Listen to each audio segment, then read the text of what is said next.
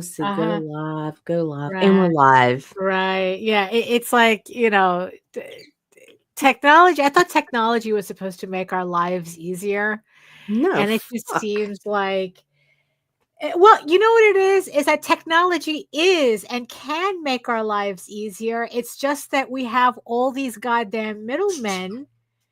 It's like, Right? kind of like getting in the way of technology being actually helpful. Yeah. I know it's annoying. It's annoying Right. as fuck. And everything that's wireless, nothing is wireless. In fact, there's more Right. wires than there Yeah, was before. yeah, I know. Like, this is a Yeah, fucking mess over here. yeah, no, and it's like, look, I've tried, cleaning it up as best as I can, and it's like, and even then, it's still a rat's nest. I mean, when I watch those oh, I redo my office, type of videos, and then they show like, oh, let me show you my wire management system, and it just looks like they have no wires whatsoever. How the Oh, fuck? and it's like, oh, it's like, no, you lying. You lying. Ain't nobody can organize their wires in a way that it looks like they disappeared. It's like you're No, able. and then the one time I did, within 2 days, I had a problem where I had to disconnect every fucking Yeah. thing to Yeah. get to the goddamn wires. Right. It's So, like like, either they're no. filming without like wires being all the extra wires being connected, or they just outright lying. I mean, it really is amazing what you can accomplish on the internet if you just lie about it.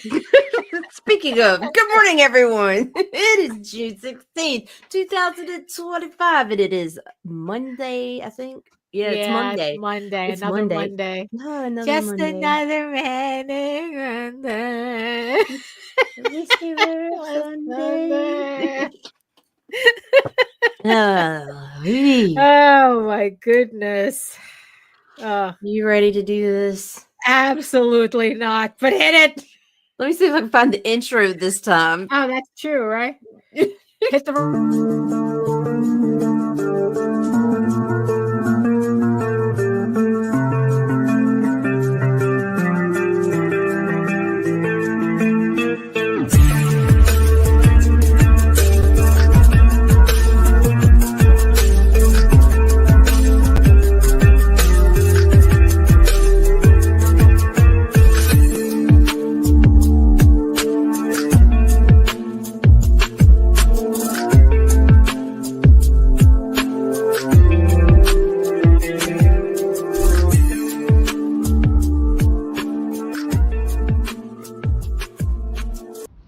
Trigger warning. Fuck you.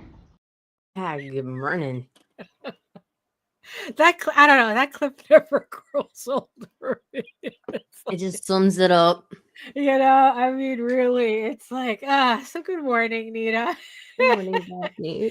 And good morning, everybody joining us today for another edition of whatever this is. So, who's joining us in the chat So today? far, we've got Lou, and I Oh. learned that Facebook transfers everything into Reels now. Oh, So, what? like, I can go live, or like, the live shows immediately after the stream, it goes public. After the stream. I'm so, like, it so, suck my nuts. but what do you mean it changes everything into Reels? It becomes a reel. It says it's a reel. It doesn't change the format or anything. It just adds it as a reel. It's fucking weird instead of a live I've video. never heard Because they of. want you to use Facebook Live versus, whatever else Yeah. you're using to stream. But tell you what, you want me to use Facebook Live? Fine. Allow me to connect to other sites, but they don't want to do that. No, of course not, because they don't want like you shining on anybody else. It just all Facebook all the Facebook all the time. Yeah, and yes, I see you, our beautiful eyeball people watching us from regions beyond. And obviously with this, information, if you are joining us from Facebook, please You're not. yeah, You're not really. It's like, come on over to YouTube, join the sexy people in the chat, keep them company. And while you're here, make sure you like, share, subscribe, and hit that notification bell so you get notified whenever any of our shows go live. So it's like, so pretty much people are not going to notice this on Facebook until after the fact. Until after it's over. Every fucking time. Right. And it's like, no matter what you do to set it up, it won't even let you, like, you'll hover over the only me setting. Right. And as soon as we hit the button to Then turn it off, it switches over. I'm like, like I said, they deliberately make technology difficult. It's not that technology is difficult. They deliberately make it difficult. You know? Oh, good grief. My nerves. Yeah. So if you are watching this in the future and you're wondering why we can't see your comments, it's because of that. Because Facebook is not really technically allowing us to go live on Facebook. So we can't see your comments. So you know what? Make sure you come on over to YouTube and then we can see your comments. I mean, really, that's exactly what it is. It's shitification of everything, you know? So hello everyone. My name is Daphne Lage, and I'm a cartoonist, illustrator, and comic artist from New York. I have been self-publishing comics since 1992, and you know what that means? I feel like I'm taking crazy pills. Really, for real. And I am known for the furry fantasy adventure Tall Tales and my medieval fantasy drama Ego Raven, Heir of the First Unicorn. You can read both my comics online at egoworks.com, EGOWORKS, and Tall Tales, TAILS online.com. And you can check out all my videos on how I make my comics here on YouTube, where you can watch 600 plus videos on how I make my comics, on past live streams, past draw streams, everything. And not only that, but I also simulcast through the Indie Comics Network, so you can watch it there too. And to tell you more about it, here's Nita. I'm Nita. I have a Google account. It runs the Indie Comics Network, where we try to bring you comics-centered stuff, and everything else is a bonus. Right. Yeah. Everything. All this bonus content. All this bonus content. Yeah. Like when we talk about going to Home Depot and stuff. So how are your Home Depot adventures going? By the way, it's going. In fact, I had to knock some drywall off of me just to come in here to stream. I'm almost done with the bathroom. I do have to make a fucking trip though to the hardware store because I want to get some joining compound or joint compound because it's thinner than the regular patching stuff, right? And you can cover a larger area faster, and there's like a lot of little wavy things that are left over. So I gotta make sure those are all filled in and stuff, like where the sanders like just made just that little lip, you know what I'm talking about? Little thin lines, but I don't want to see those when I paint. So I've done this much, so might as well. Might as well just see it to the end, right? Yay. And then what? You're gonna paint the bathroom coral and put little flowers. No, I'm not. I'm going to paint the bathroom a very light blue gray. Oh, that sounds nice. And then I'm going to go in the corners and I'm going to paint soot sprite because I can. Oh, that's cute. Okay, so you know, do you? And then I'm gonna look for a Totoro shower curtain, and I'm gonna do a Ghibli bathroom. Oh, there you go.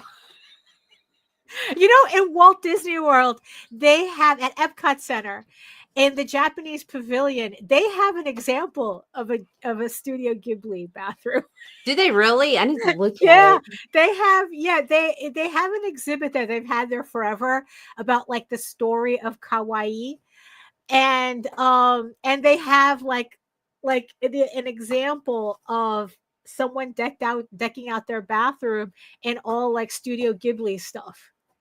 Oh, how cute. You know, and it's like, they have the shower curtain, the soap holders, and that's what I want to do. The toilet cover. just like they're just like, it's like something that could be automatically assumed that, oh, this is a child's bathroom, and it's like, no, it's mine. this is It's actually going to be. This is the bathroom of a grown ass adult. I'm gonna do something similar in our bathroom in the master bath. This is the guest bath / kids bath. Right. Okay. And I got this really fucking cool idea because I'm so tired of their vanity counter always being covered in 4 different deodorants, 4 different toothpaste, toothbrushes, or whatever. So I went and bought some the shower caddies, and I put a counter or a closet bar hold. Look at this. I put a closet bar catch, like a rest, on the ceiling on both corners, and I mounted 2 caddies with two shelves, so each kid has their own fucking shelf. Oh, that's nice. And I hit up the fucking dollar store, got your own cup, your own toothbrush, your own fucking soap, your own shampoo, and it's all fucking color coded. So motherfucker, you getting busted if you leave a mess. Yes. It's too bad that it's all for nothing with 4 kids. That counter is going to be like, let me have my delusions. It's going to last for like 4 minutes, and then everything's going to be back on the counter. Shut your mouth hole, Lage. Hey, Mike Jimmy, what's up? Oh, hey, Mike. I love the bionic Mike is joining us. Right, it's all the lives now. Right. Oh, is that like? I'd like. How long? I'll try to remember. Oh yeah. So, right, yeah, and just like how capitalism ruins everything, let's see, right, exactly. Very mature, yes, very mature. Good morning, Joseph. Good morning. Yeah, so but I don't understand that reel thing, because I thought the whole points of reels was that they were really short. Look, I don't know what the fuck are they literally doing. running what they're like doing. a reel that's an hour long? Drywall on me. Yeah, dude. The whole stream. I was like, what the hell? Yeah. That doesn't sound very And here's the thing, like, I don't know if you guys noticed, but reels work for, they talk about, for the engagement. Reels work for very few people. You go to the average person's Facebook feed, one of those people that does reels, they'll have no engagement whatsoever. Facebook said that. None. The same Facebook that said that everyone was pivoting to video, and it turned out that they made up the data, that they made that up. But you know how they always denied the links connection with being buried in the feed? Oh yeah. They admitted it to me, and I have a screenshot of it. It's like, oh yeah, my phone's in the living room. I have a screenshot where they actually suggested that I do not put it in the caption, to put it in the comments. And I'm like, oh, let me screenshot that, because y'all deny this shit everywhere else. Right, yeah. Well, it's kind of like, it's kind of like how Kickstarter, keeps denying that how quickly you fund has nothing to do with the algorithm. And there is not one person, there is not one person in any category of Kickstarter that goes like, nah, that's not true. It's like that's not one person that says that no, you need to fund as fast as quickly as possible. Right. In every category, everybody is like, no, you have to fund as quickly as possible, because there is a noticeable drop off if you don't. Yes, there is. And it's within the first 72 hours. Right. Yeah. Kickstarter rewards you for funding very quickly. So, yeah. So, like I said, Melissa, mentioned it. It's the shittification of everything. It is. It's bullshit. I mean, it's like, really, but good grief. So let me see. So what else is going on? Comics nonsense, and I'm trying to, and you're trying to stay out of it. Yeah. I just am minding my business. I put my head down. I'm doing what I'm paid for and moving along. Yeah. Smile and wave, boys. Smile and wave. Yeah. I mean, because I had to like unsubscribe from somebody Eek.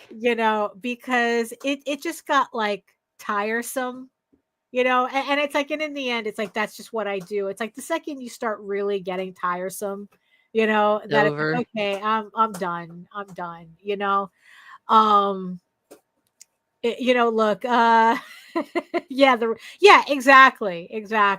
Don't tell me that, oh, the funding doesn't Don't tell matter. me it's unrelated. Yeah, We exactly. did the science. Uh-huh. Um, Well, never mind. You got yeah, tired of them. yeah, we got tired of them. Yeah, I mean, it's, I don't know if it's for me. It's like there's always going to be fandom drama, no matter Oh, what, yeah. right? Right. But it's like, it's like, I think it's so. I don't know. Let's think. So, how do I want to start this, right? Because, because I curated my Threads feed to be just like Right. authors, which, like I said, gives me a very interesting perspective on in traditional publishing, as opposed to like comic books. But it is funny to see how there is a lot of overlap in concerns. It's like honestly, it's like the way that, like, people complain about how, how like only like a very small percentage of books gets all the attention, and all that Right. stuff, right? Like the complaints are very similar, right? So there was this one thing though that definitely I would say is like, if there's a Venn diagram, although honestly, if the one thing that comics and traditional publishing kind of share but don't really, but the complaint is still there. So this this literary agent was giving some advice, and they gave what they felt, I guess, is like their most important piece of advice to writers, especially if you're going to come to them, right? Now, Right. now, to preface it, have you ever seen that clip? It's like this little gnome comes out. I think it's from one of the Shrek movies. I'm not sure. It's like this little, like, this gnome comes out, and he goes, "The story you're about to see has been told many, many, many times before, and we are going to tell it again, except Oh my differently." gosh. And the point, and the thing is that I've it's like I've been seeing that in some people's I guess like reels or something. And the point of it is the fact that um that a lot of stories, that it's true that a lot of stories do repeat, that it's like, that I think that a lot of that people they overvalue originality over an actual entertaining story. And this was something that came up on Jose's show last night, where I had said that I would rather read a predictable yet enjoyable / good / entertaining story than to read a story that's ineptly trying to buck Oh, no, expectations. absolutely. Yeah. I guess like the most infamous of examples is like the 8th season of Game of Thrones. Where it's like the two writers were reading Reddit, and they would see people like trying to guess the ending, and then they would change the story Right. because of that, which is the stupidest thing you can do. It's like, just tell your Really fucking good. story, right? And there was and like I This. said, and it's not about the idea, it's all about the execution. Yeah, exactly. And especially when I'm going to be all over the place with this, because That's it's great. like, especially since I think my biggest pet peeve in comics is the fact that for a bunch of people who love to call themselves storytellers, do not know how to talk about their story.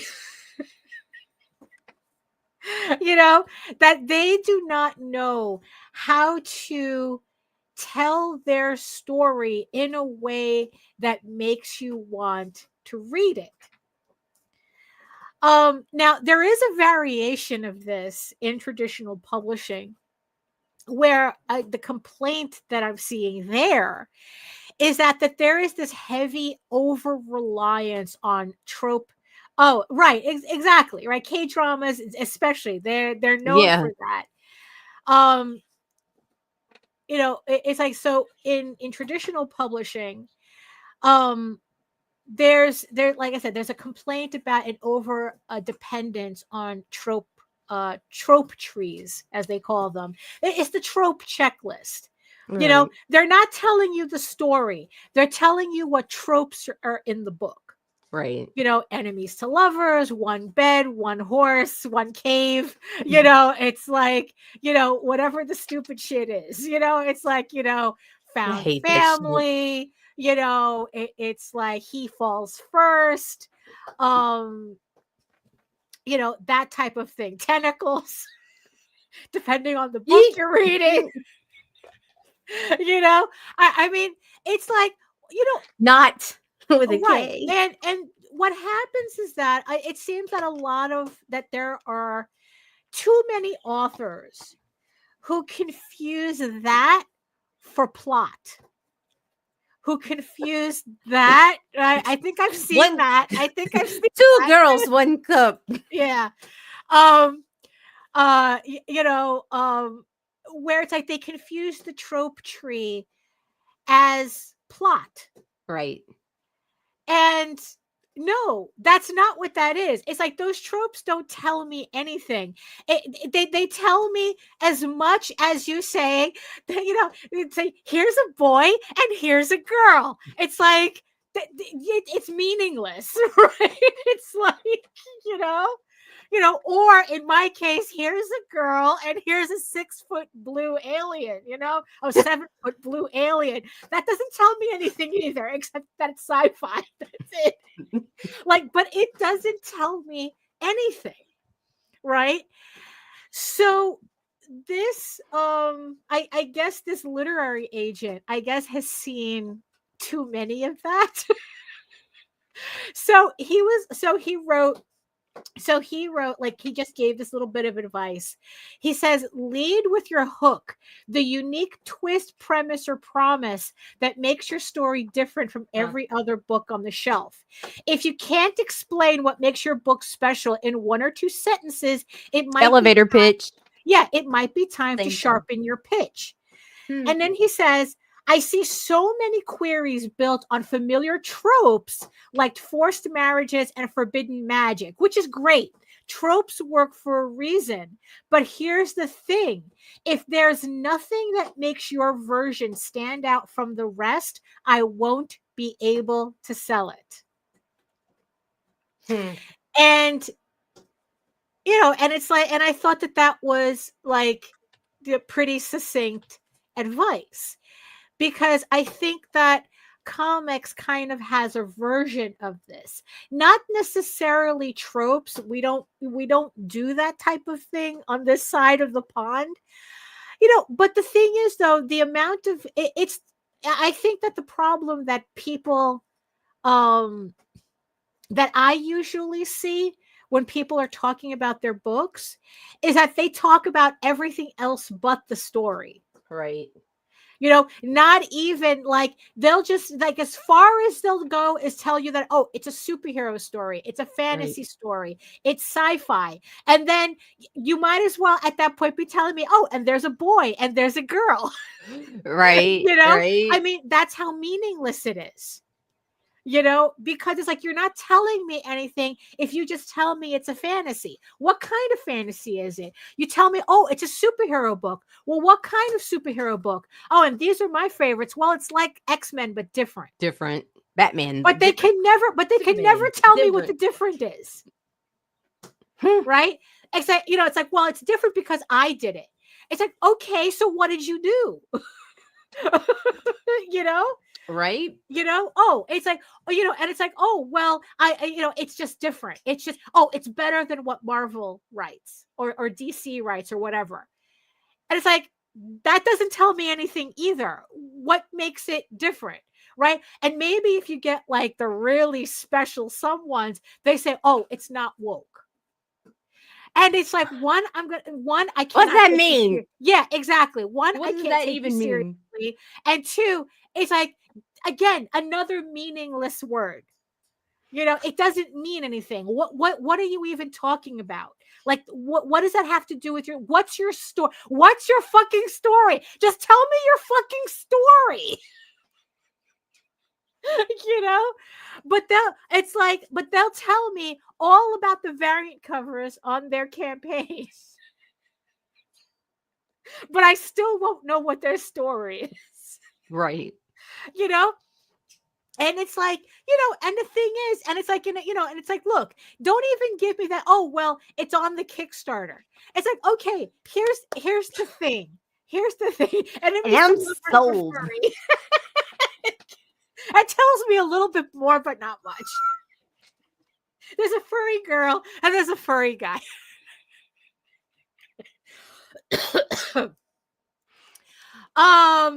Yeah, I've heard that. Oh my I've heard God. that. Oh my God, really? I'm not Then gonna how tell are you you what it's selling about. it? Right. How are you selling it? Trust me, and look, it's like I hate to break everybody's, thing. Uh-oh. I ain't nobody gonna steal your shit. I hate to break it to you.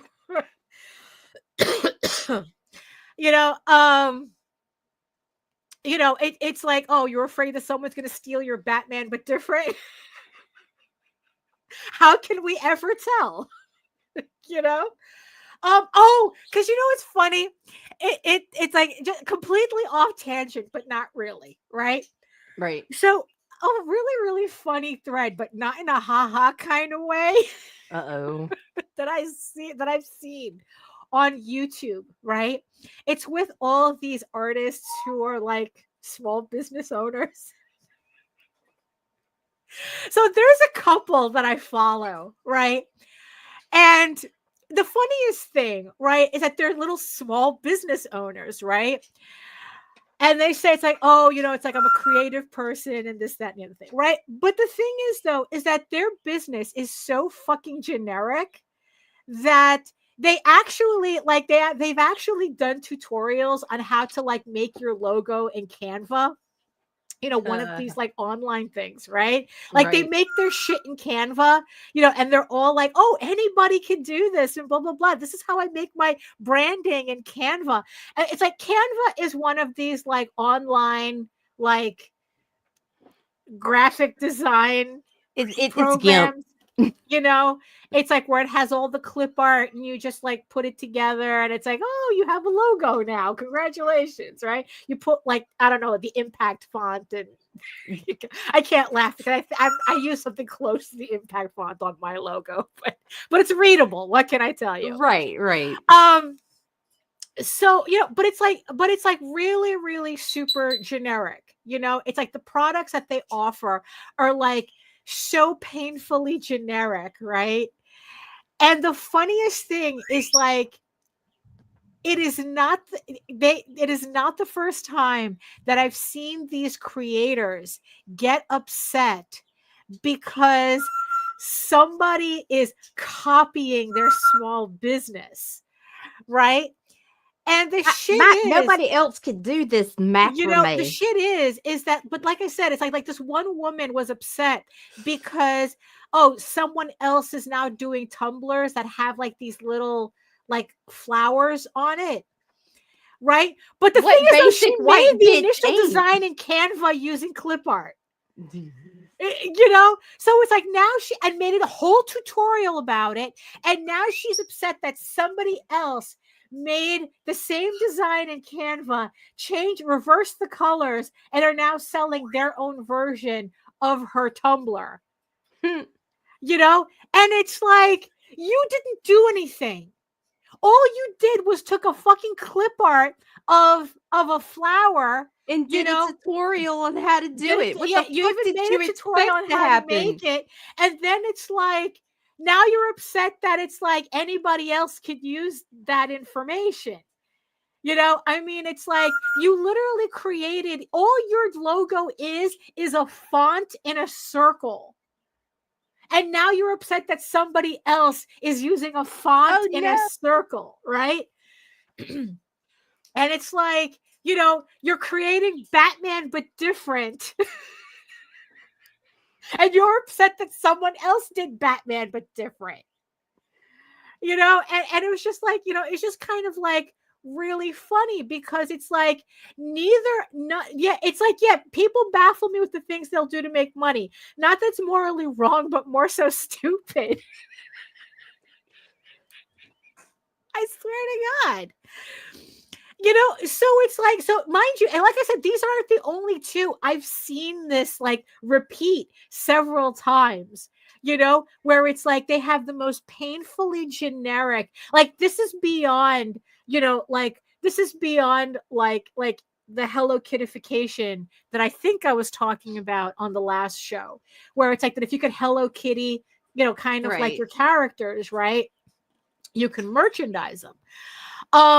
But this is like kind of like beyond that. They don't even have like Hello Kitty. They have like an MS-DOS, like an MS Paint, you know, like clip art, you know, and they're upset that everybody else can use it. You know, I mean, it's really, really weird, you know, and it kind of like boils down to like, well, what was making your shit so unique to begin with?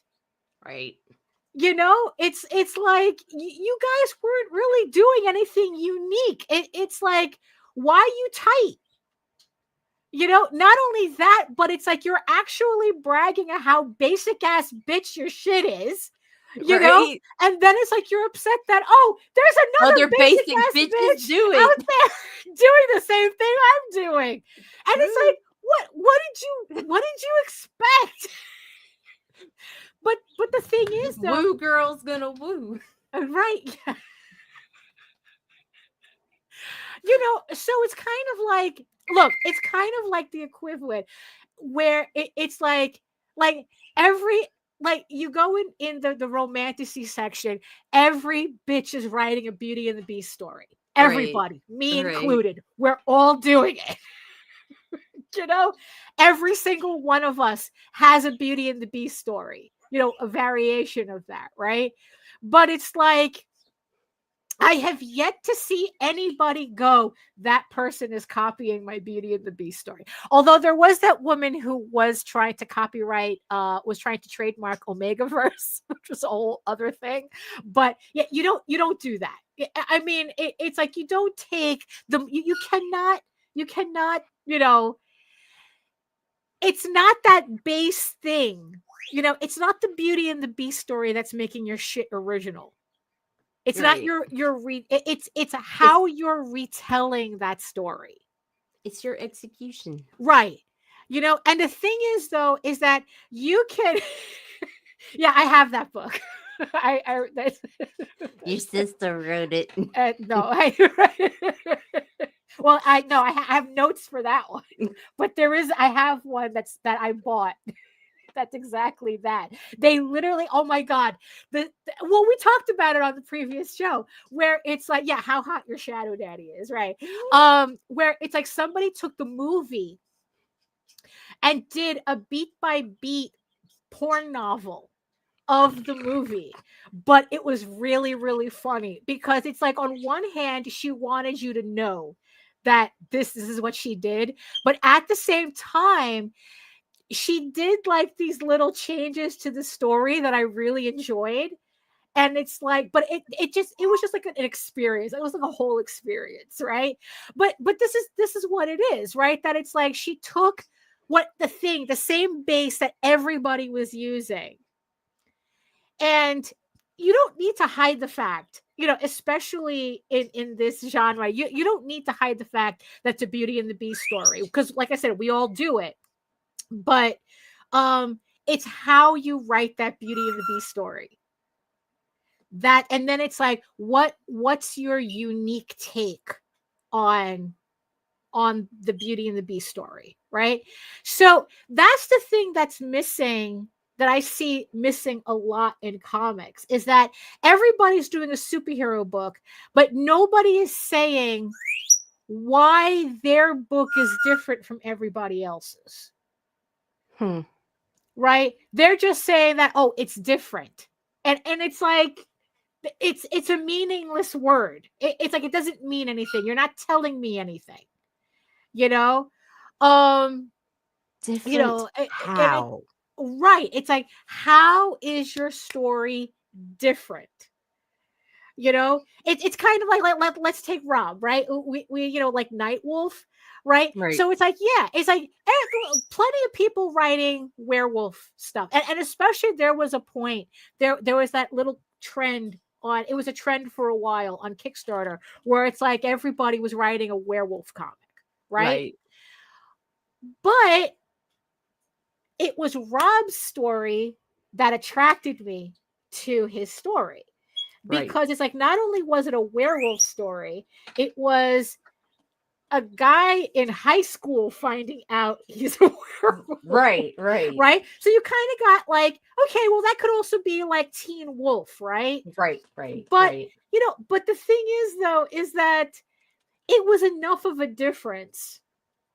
Right. And then it's like, all of a sudden you have like these, you know, these medieval clans coming out of nowhere. You have a woman that's 200 years old, and, you know, and it's like, you know, and it's like the whole, like, you know, what if you were in high school and you found out you were a werewolf? Right. As if shit wasn't awkward enough. Right. Yeah. You know, it's like, look, you're barely out of puberty, and now you have to deal with this shit. You know? So, you know, so it's like, so that made Rob's book different enough for me, that separated it from everybody else that was doing werewolf. Well, that was also part of the yeah, you see, no, and that was also, that's what grabbed my eye, was the artwork, because it was very reminiscent of Werewolf the Apocalypse, which I found out later is what it was based on. So oh, right. Great. So no, because for me, because also design wise, that was important for me too. Very much that it's like, oh, furries. For me, basic bitch, furries. I don't have pumpkin spice lattes. I have furries. So you know, two great tastes that go great together for me. So it's like, okay, that's the book, because everybody else was either doing like some kind of superhero werewolf variation, or they were doing like universal monster werewolf, which I dig wolf that man, too. you know. Right. Also, it introduces old stories to new generations. I don't mind remakes if they're good. No, absolutely. You know, The Thing, John Carpenter's The Thing is a remake. You know, let's not forget that. So that's how Rob was able to stand out for me, when everybody else was doing, they were just noise stuff, right? You know, and that's also the thing too with in novels. You know, it wasn't based on, I started mine right before I heard of it, but it hit my aesthetic, and I got into OCD and love the art. Yeah, it's like it is very reminiscent, it all comes and it's together, like, this is great. Because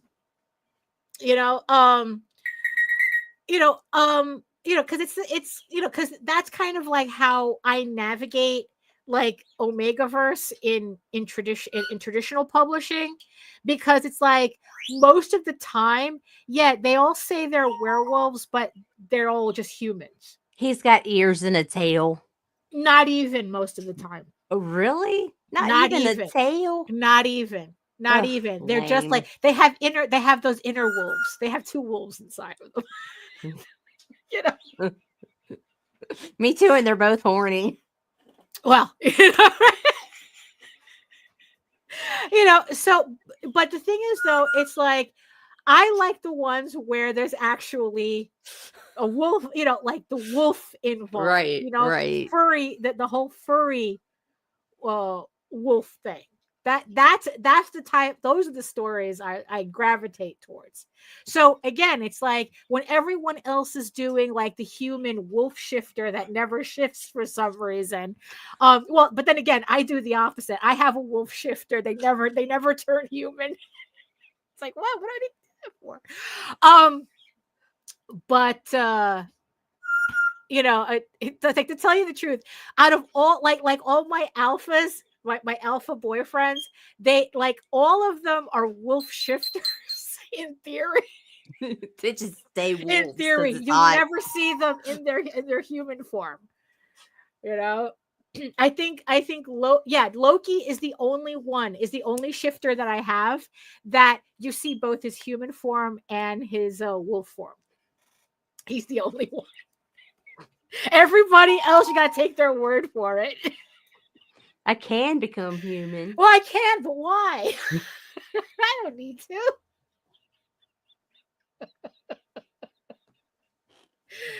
You know, you know, because it's like, because like the worst part about it, right, in a lot of the traditional publishing when they do the Omegaverse thing, because it's like, it's like when they finally like transform into their human forms, they look like all Peter Thiel, and it's like, oh, you know what? Never mind. Change my mind. Change my mind. I'm good. Well, that's what Disney did. Gee, You know, with Beauty and the Beast, you're like, what? What? Fuck? Why though? Why though? It's like, why though? Why? What? And a generation was born. Disney's Robin Hood birthed furries. Beauty and the Beast birthed fucking furries. Oh shit! Why? Hello, Glenn. Hello. Oh, hello.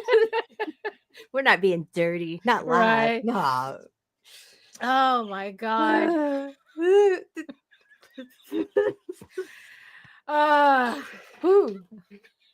Let's just hope that that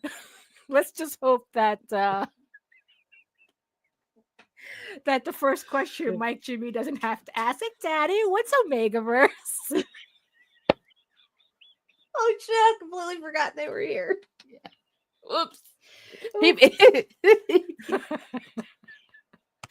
What was my point? Oh yeah, it's like hello, John. So no, hello. So it's like, so my whole thing was that, so the advice that the guy that the literary agent was giving, it's like, okay, so it's like, what makes like okay, you can tell me all the tropes, but everybody's using those tropes, right. You know, you can tell me that it's superhero, but everybody's doing a superhero comic, right? You know, so it's like, what makes yours different? What's the story? What? And you know, it's funny, and then like for a bunch of people in comics who talk about their elevator pitch, like, oh, you have to have an elevator pitch. None of them have yours? One. None of them have one. A few do. Not all comic creators. Because the thing that I left off on, the thing that I left off on was, because it's like, because they try to go, oh, it's all on the Kickstarter. It's like, yeah, but you should be able to tell me in two sentences. Right. You should be able to tell me, because you know what? When you're at a convention, you're not gonna tell people go look at the Kickstarter. Right? You're going to have to explain, because this is also part of it too, right? Because it's like, look, I laugh at this, right? But the thing is, though, I'm sitting here thinking, how am I going to explain Eagle Raven to people? You know, even though I think, you know, it's like I think that I have, you know, my pretty you know, pretty my down thing pat. that of course I don't commit to memory, no matter how many times I say it out loud. But I do have it written down as to like all these, actually it's all these like different variations, because this is also the thing that I do, right? So I have this notepad document that, like, every time I come up with a different way of describing Eagle Raven, I write it in this file. Right. And then what I try to do is kind of like mix and match pieces to see what sounds better. Right. And I have one of those for every book I promote. right, yeah. I So do. technically you have to do the same thing. I mean, they're not technically your books, but you still have to figure out how to explain them in like 2 sentences or less. Like I have a Nightwolf folder that has different variations, but it all Right. it like, and then I have the long form which has the basic overall pitch of Rodney and Right. Marcelli, you know, discovering Right, his werewolf yeah. lineage. But then you've got to break it down into the individual issues too, like what's Right. happening here. Right. And so, like, yeah. I have a short version and long versions of each pitch for each one multiple times over and Right. over. And like and different variations of Right. it, right? So, you know, so the thing is, right? So I kind of remember what this guy Nick Laporte had said in his, like, he's the one that does this newsletter where he aggregates the numbers on every campaign that appears on Kickstarter. Right. And you know, and of course, Not Safe for Work is the biggest section. That's why he's, you know, but yeah. You know what it's my like, pet peeve is? My pet peeve is people who are afraid of titty books. All right, I'm done. right. Well, okay, so let's, yeah, but you see, the funny thing is, right? So, but we've spoken about, like, let's take that Not Safe for Work thing, right? So Right. it's the largest genre on Kickstarter, and it's definitely the most successful. You Right. know, it's that, you know, When it's successful, mind you. it's like, right, but as a category as a whole, I mean, that they're making, like, you could have, like, there was one month where I think there were like 13 campaigns that made 50% of the money on Kickstarter. You know, so it's like, you know, it's a very it was something like crazy like that. Oh, yeah. It's a lot of clickbait, you know. Yeah. It's like, yeah. But it's a lot of clickbait. Let's just say that for all that clickbait, it's not helping.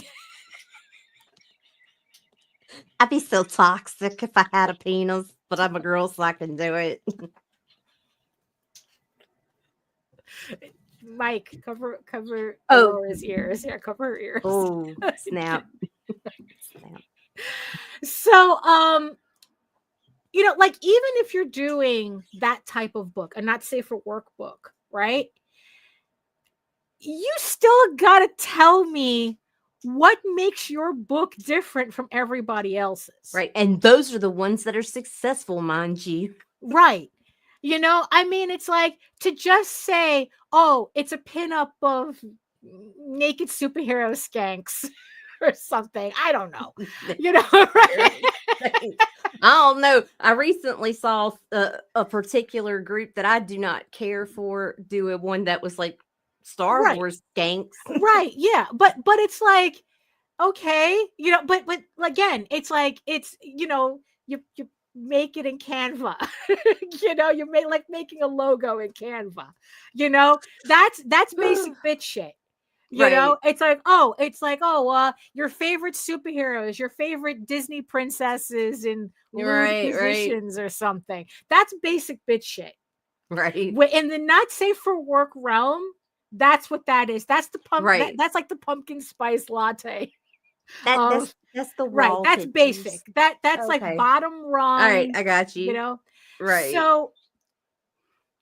So what's different about it? You know, like, in the end, it's like, if you're competing with 5 other people doing pinup books, what's different about your pinup book? You know, like, there's this one guy, Jose Varice. He's one of my favorite Not Safe for Work artists. Nice. And the thing that makes him stand out from, like, all these other pinup people, right, is the fact that he has this weird fixation on Jessica Rabbit. And because of that, Roger Rabbit appears in his sketchbooks. Oh, that's funny. But he draws Roger Rabbit on fucking model. Like it's Wow. just like really, really funny. So it's like, so Roger is in the sketchbook. So so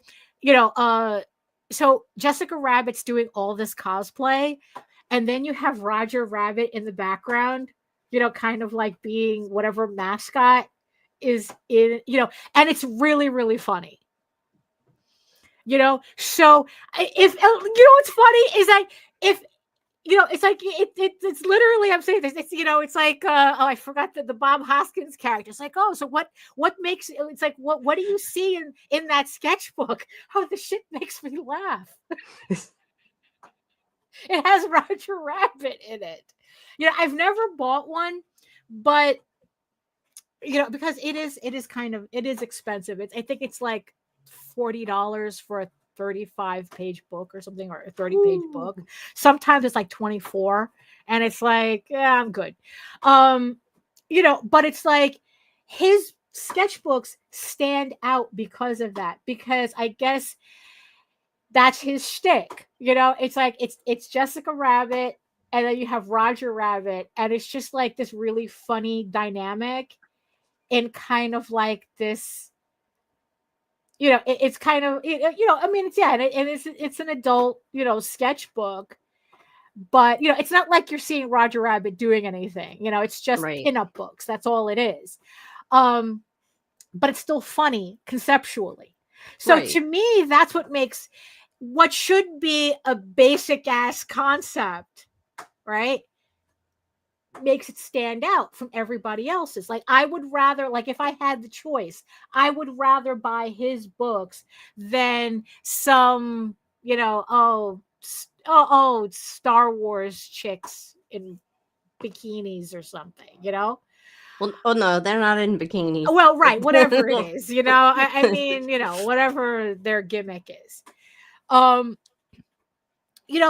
and then it's like when you hit the top level of those types of books, you're not seeing pinup books anymore.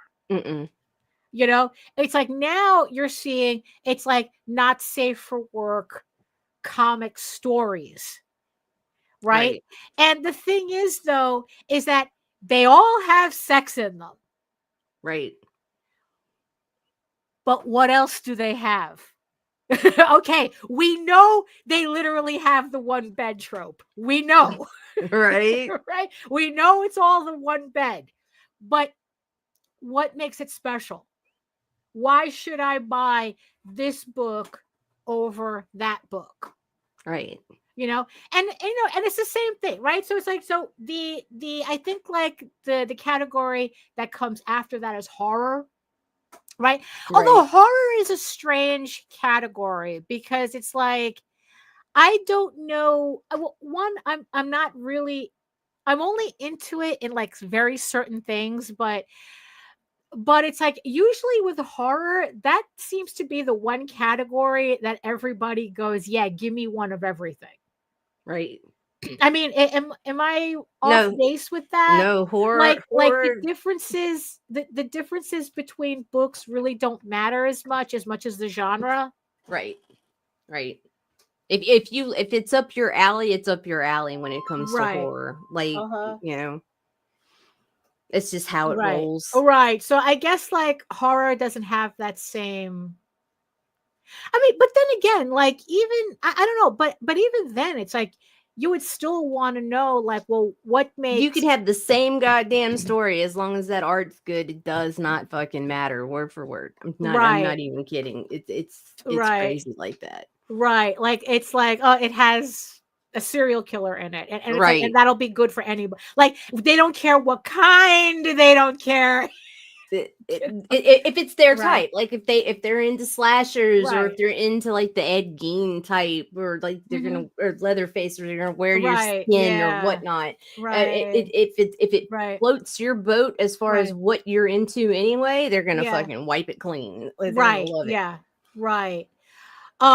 like there's less fussiness in the genre. I think that's right. So then it's like we get to fantasy. I guess like fantasy is the top, is the next most popular category on Kickstarter. So you have the not safe for work, you have horror, and then I think fantasy comes after that. Although Fantasy is more selective, though. Yeah, because it's like so okay, so here I am in the fantasy section, right? So okay, so I'm looking around at all the fantasy books because yeah, it's like there's a lot of fantasy books, right? And it's like, okay, so what makes Eagle Raven different from all the other fantasy books?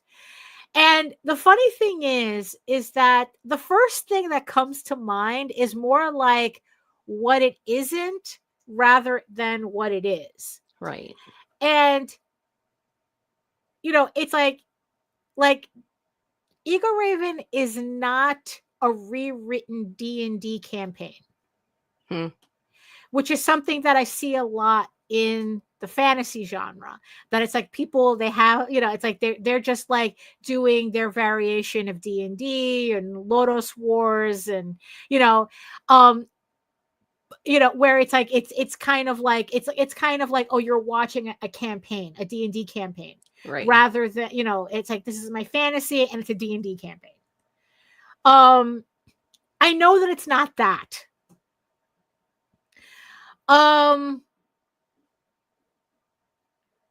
What and it's like, also another thing too is that another thing that it's not is that it's not Lord of the Rings adjacent. So that's like the other. If you're not, because usually with fantasy, it's like people are either doing like a D&D campaign or they're doing like a Lord of the Rings adjacent type of book, right? So I know that Eagle Raven's not that either.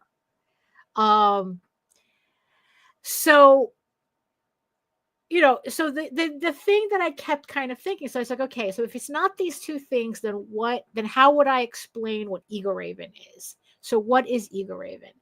And it's like, well, it's very character centric, but again, not in a D&D kind of way. It's not like we're talking about classes and, and it's like, it's, in the terms of D&D, it's like, it's just that, I'm talking about, it's about very specific characters. And again, it's not like Lord of the Rings because it's not necessarily about this overreaching story. Like there's kind of like the war is kind of like background dressing to the individual character stories. Right. But that, yeah, it's like, but that like larger story is not really a larger story. In the end, it's like, so I kind of compared it to a soap opera, right? Or I don't know, I guess like now people know more K-dramas than they know soap operas, it's like that type of thing, right? And so it's like, yeah, so it's like, it's okay, so it's more, the story is more like a soap opera than a D&D campaign. Right. So that's kind of like, so it's like, I'm kind of like trying to like, like kind of like, okay, so what else makes it different? Right. And like I said, it's like, and usually when I come up with these kind of things, I put it in my little notepad file so that, I can tell people what's like, oh, do you like fantasy? And that's like, oh, what kind of fantasy? Well, it's like, I have, do you like prefer more character driven stories? It's like, oh, do you prefer a fantasy that reads more like a novel than a D&D campaign? Or something like that. So it's like, it's just trying to find like, okay, what makes your story unique? And mind you, I'm not saying unique in a way that it's like, oh, you've never seen this before. Because that's also become kind of like a verbal red flag for me. Oh, this is so original. And it'd be the most basic shit you've ever seen. Real. For real. And it's always, again, basic bitch shit. It's like, watch Warren's first words to my thing, you basic bitch. It's like, no, you do not call daddy that.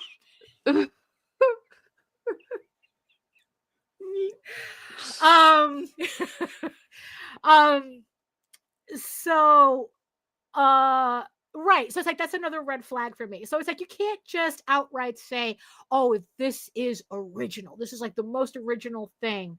That it's like no, you can't say that either because that's 99.9% of the time, you know what? It's been done before. It's just that you don't know about it. You didn't know about it. Because it's like, There's it's nothing original under the sun anymore. you can have your own individual take. What makes a story original is the fact that you're doing it and you're going to have your own original take. But the thing is, though, your concepts and everything, they're not really going to be original. I mean, so don't use that as a selling point because it's not a selling point. In fact, it makes me, if you're going to sit there and tell me that your story is so original, it really does make me suspicious that I am going to most likely know where you got the idea from. It's just that you were too ignorant to know that that's where it came from. Because there always seems to be a correlation between the people who think they're writing the most original story and the people who don't really collect or read other people's books. There just seems to be, I don't know, could be just me, but there seems to be a correlation with that. So it's like, yeah, it's original to you because you don't know it exists, but everyone else does. Right. And there's nothing, and nothing really is, cringe is not exactly the right word, but it's like it really is cringy to hear you say, "Oh, this is the most original concept." And then it's like, I'm going, bro, I must have read this story like 5 different times already. And it's like, it's kind of an awkward position to put someone in. So don't use that word. Don't use that descriptor. Actually try to talk about your book in a way that will interest the person in front of you, which means you have to use your words. You have to be oh wait, I just did a court drama issue. You did. I just did. Yeah, I just did the court drama issue. Yeah. And I guess like the wuxia is coming up. So yeah, I guess. So maybe describing Igor was kind of like a K-drama if it were a medieval fantasy, a Eurocentric anachronistic medieval fantasy. So maybe I would have to like put that in my file and kind of like play around with the idea, because I kind of wonder, do you think that people, like more people know what a K-drama is than know what a soap opera is? Depends on their age, honestly. Right. Because I think like soap opera is more like Gen X and Boomer. Right. Like I think like millennials is really where the whole like that whole when like K-pop and K-drama started really taking off. So it's like, yeah, I guess it would depend on how old, even though it's a fine, you would think it's on that generational line. It's like, right, yeah. So maybe I would maybe market using both separately. Right. Well, I currently use soap opera. I kind of think that hopefully enough people will understand it. I'll understand that, Well, Jaden has the concept of a soap opera. Right. But I mean, that's, and it's like, yeah, it's a drama, right? It's just that it's either a K-drama, Lorraine's watching, and it's like, now there's Chinese dramas, now there's C-dramas, and it's like, so I guess like, there's no, I guess like Eurocentric version of that is common. It's just that people just, there's just soap operas. So I don't know. It's like I said, that's why it's always important to like really play around with how you describe your story. Because yeah, like I said, that is like a huge peeve of mine, where it's like I said, it's like a Kickstarter, you're pulling up the Kickstarter, and all of these guys are talking about everything else. Like, oh, well, when you support my Kickstarter, you get a free trading card or something, Yeah, but what's your story about? Right. What's your story about, and why should I? You see, let's just put it bluntly. What's your story about, and why should I give a shit? Yeah, right. Right? And it's like, Melissa says millennials would have seen their moms watching soap operas when we came home from school. I know them as ridiculous shows. Well, because, yeah, they are. But, because it's like, yeah, it's teen dramas or like WB dramas. Oh, WB. Oh, right. Like, yeah. It's Dawson's Creek. Right. Yeah. Yeah. Except with dragons. Yeah, it's just trying to find like, yeah, I guess I would have, yeah, it's like, oh, even though, yeah, Charmed, but medieval. Right. Like something like that, like, Yeah, that's exactly where it needs to hit. And it's like, how Right. do you do that without sounding corny? right. Well, see, but the thing is, that's the funny thing, right? Because it's like, depending on how you explain your story. Supernatural, but sexier. Oh, that's Omegaverse. Don't ask me how they got Omegaverse from Supernatural, but they did. That's They literally did. the They origin did. of the genre. And then it just went all over. It's so yeah, so but that's also, yeah, but the thing is, I understand that that's probably why there is this reticent to kind of like talk about your book, because you can either sound corny or you sound like you're having a stroke. It's like, wait, what? What are you talking about? It was kind of like, yeah, it's kind of like, it's like describing Star Wars. It's like, well, there's this space farmer and he finds out his dad's a villain, and Right. he goes fight for a rebellion. I would never watch that movie. It's like, I kind of think that, so yeah, so I can understand on one hand it's a little tough, because when you're trying to sum up a 16 issue. Oh, what happened? I can't tell if that's traffic or wind. Oh no. Yeah, you said you had storms. Yeah, Storms and I coming, just right? got a severe thunderstorm warning. Oh so- no. Well, we're wrapping this up anyway. No, we're good. Right. Okay. So yeah. So I was like, I can understand like people being hesitant, because it's like, yeah, it's like, explain your story in 3 sentences without sounding mad corny. Right. Like, I get that. I understand that. You're reducing the, like for me, I'm reducing a 16 issue series into three sentences, and it's not easy. That's why I'm No. constantly chopping this. It's like, okay, if I hear like a new way of thinking about it, then it's like I try to like, okay, well, how can I improve this or something, right? But the thing is, though, it's like, especially, if you're doing conventions, it's like nobody has time to listen to a 20-minute rambling pitch. Right. You have to be able to explain your story in 3 sentences. And again, it's like I said, and it's like the trope list is all fine and good, but that doesn't tell me anything. It's like, okay, you could say, well, it's a fantasy. Okay. All right. It's like, well, you kind of got my attention. I like fantasy, but like, there's certain types of fantasies I don't like. So what do you got? Right. I mean,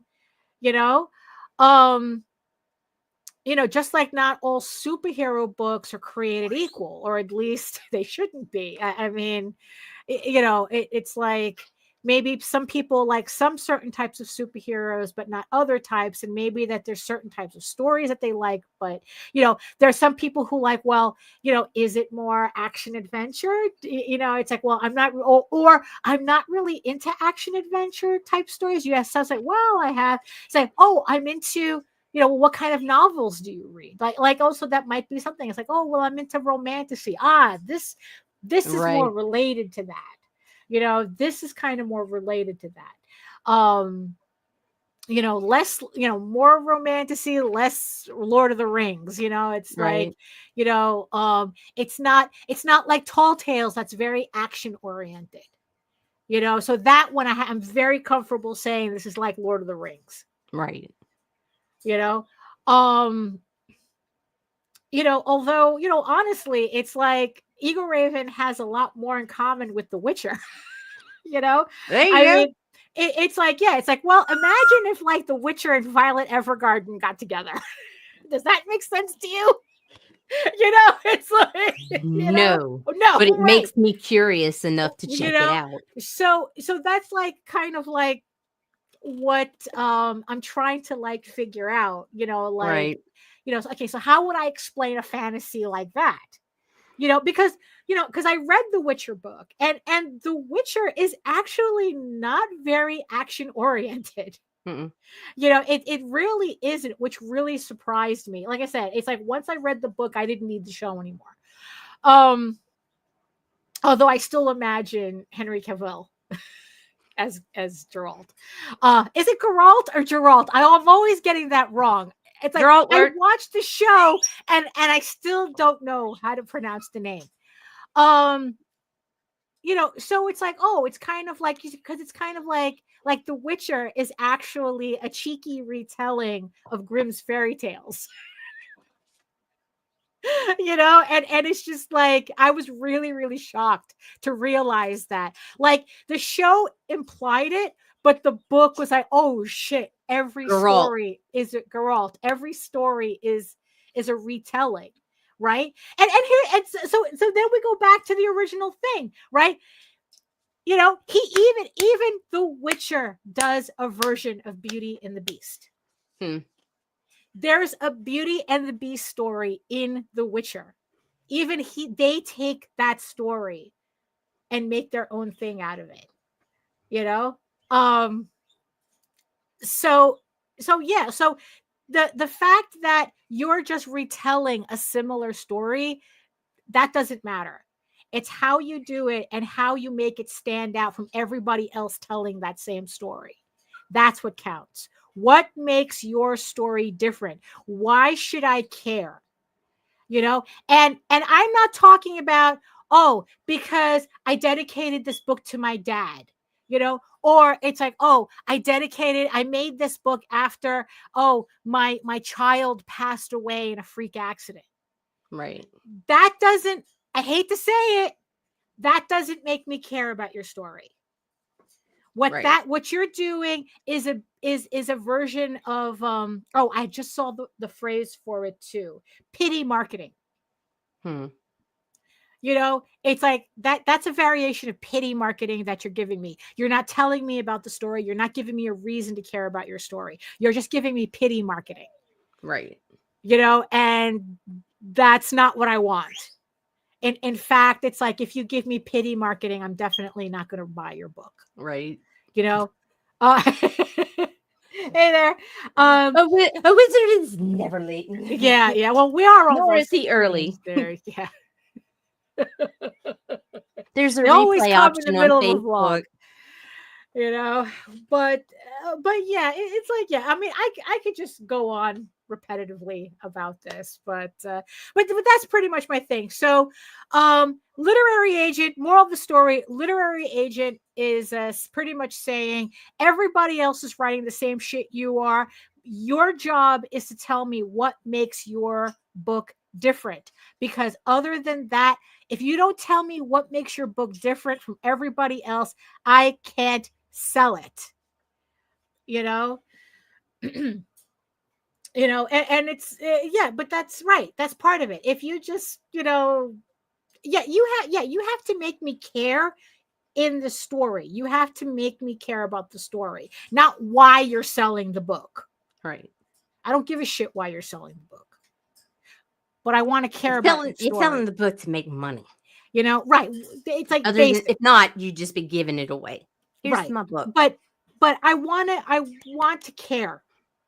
Right. What's your reason? What's the reason for your story that's going to convince me that's the book I want to read? And it's the story, not why you're selling it. It's what's the story? Why should I care about your protagonist? Why should I care about this story?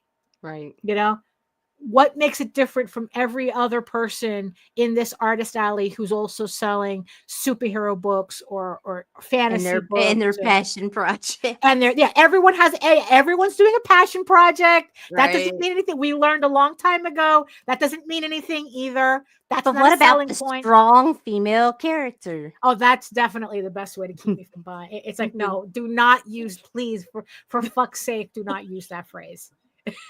Please do not. Please do not. Because that screams lazy writer to me. But not all men, Daphne. You know what? If you don't have to describe your male character as a strong male character, you don't have to describe your female character like that. Right. You know, so it's like, yeah, don't give me that. Don't give me that shit, please. Don't. Yeah, I will walk away from. Oh, sorry. Although, you know what was the biggest selling point at Monsterotica, though? Uh-oh. And I picked up a book because of this. But then again, it already hit all my other buttons. But she had said it with such enthusiasm, this particular thing with such enthusiasm that it's like, okay, just give me all of them. Give me all your books. Yeah, she goes. So it's like, oh, it's about a woman and an orc, and she has anxiety. Oh, sold. I can so relate. Give me all 4. So it depends. So yeah. So you know what? That's all she. So relatable. Yes. So relatable. Just give me. You already had me with the orcs, with the orc guys. Give me. She has anxiety and he's a virgin. I just told you to give me everything. just give me.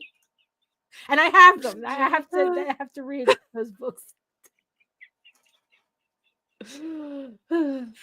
Yeah, but yeah, it's it is. So any final thoughts on this? Did I ramble enough? Did I make any sense whatsoever? I love you. So do you think that everybody who's doing Kickstarters will learn how they won't learn a fucking thing. They never do. We've been screaming this same shit, different translations for 5 years. Either they hear it or they don't. You know what? And it's like, look, this is from a literary agent. This advice is from a literary agent. Won't. And it's like, look, if they're going to have trouble selling a book that doesn't have anything unique to grab attention you. or unique. Unique to you. What the fuck makes you think you can? Right. Yeah. So, yeah. You know. So just something for everyone to chew on. That's because you come with open hearts and open ears. Yeah. Exactly. Oh my goodness. So no final thoughts. Scheduling. Everything is on schedule right now. I'm not changing anything because I got some medical shit coming up where I'm going to be on the doctor to doctor relay for a couple of months. So I'm not changing anything currently, not adding nor taking away. Right. So everything. And as always, if our schedule clashes the show, we're just not going to have the show. So right. Yeah. So if you show up on a Friday and we're not here, come back Monday. Right. Yeah. Usually means Nita has an appointment.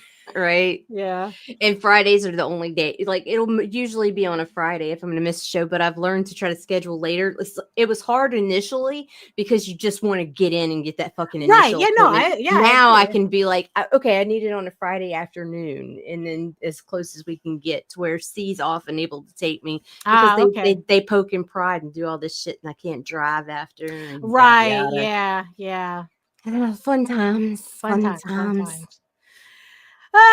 So I'd like to thank everybody who hung out with us in the chat, kept us company, and especially our beautiful eyeball people who kept us in the background where we belong. Yeet. While you're doing your work, and you had us, and we hope you did a lot of work while we were in the background keeping you company. So thank you so much for that. You could be doing anything else. You could be listening to anybody else, but instead you decided to listen to us. And we appreciate everybody who And apologize. Well, especially to Mike Jimmy. Sorry. Who probably already darted. We are not responsible for her first words.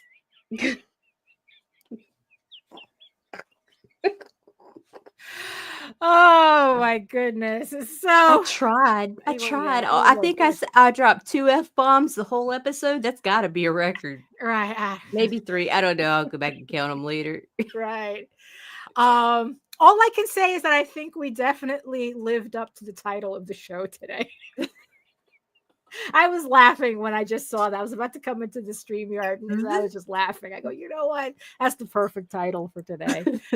I just had, for a split second, I had to remind myself it's Monday. So back to work, back to the mines.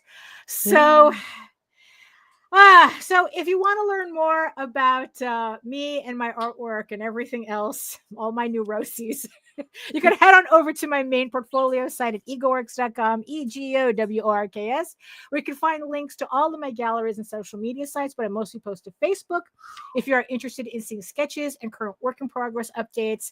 And you can also find me here on YouTube at my channel at Daphne Lage, Lage Art, for all my videos and my semi-weekly art live streams Wednesdays at 4 p.m. Eastern. It's me working for 2 hours and hanging out with the chat and having even more random conversations. It's kind of like being at a convention, but you don't have to worry about whether you're blocking my table or not. And also remember, in between our campaigns, 1, thank you everybody who supported Eagle Raven issue 10. I am still currently working on Eagle Raven issue 11, and that Kickstarter will be announced as soon as I get further along into the issue. But in the meantime, you can read Eagle Raven for free, uploading every day, Monday through Friday. But if you prefer your fantasy to be more of a furry Lord of the Rings adventure, you can follow the link to Tall Tales. That's TAILSonline.com. And you can read pretty much the entire archive of Tall Tales along with the latest story arc, Tears in the Mother, which is also uploading Monday through Friday. If you want an even easier way of reading Eagle Raven and Tall Tales, you can head on over to Webtoon. Tall Tales, Eagle Raven updates every Tuesday and Tall Tales updates every Thursday. So thank you so much, everybody, for joining us. If you're watching this on the replay, thank you so much for watching us as well and watching to the end. And in the words of the ancients, eat your food, moisturize, mind your business, and do the work, because when you actually do the work, you never have to fake any of your accomplishments. Thank you so much again, and we'll see you next time. Toodaloo. Fuck you, fuck you, fuck you. You're cool. And fuck you, I'm out.